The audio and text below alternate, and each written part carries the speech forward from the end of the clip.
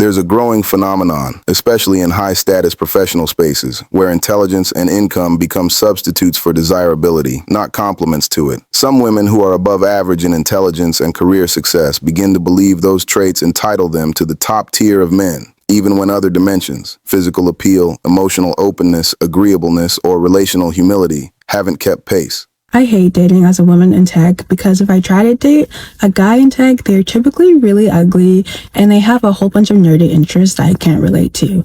There's some types of guys who work in tech who are attractive and we might have the same interests, but they think they are too smart and they are really full of themselves, and I don't like dating that type of guy either.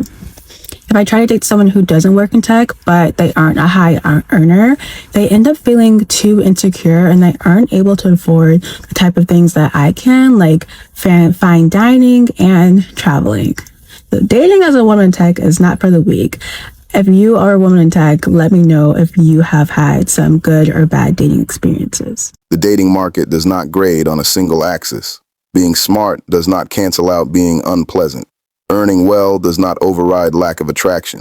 Having standards does not excuse contempt. What's especially striking is the moral framing.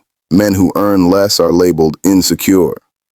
Men who are smart are labeled arrogant. Men who aren't attractive are dismissed outright. That's not discernment. That's status shaming disguised as self-worth. And it mirrors the very behavior these women claim to hate when men do it. The irony? The men she wants, the confident, attractive, high-earning, socially fluid men, have options. And those men tend to avoid partners who speak with disdain about others, treat relationships like resume filters, view compromise as beneath them.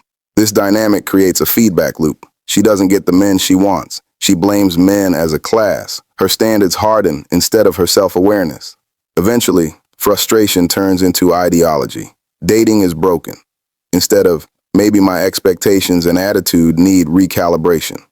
The most delusional part isn't wanting the best. It's believing you deserve the best by default, while refusing to ask whether you're equally desirable in the ways that actually matter to the people you want. If you enjoyed the video, please subscribe, like, and comment below. We would love to hear your thoughts.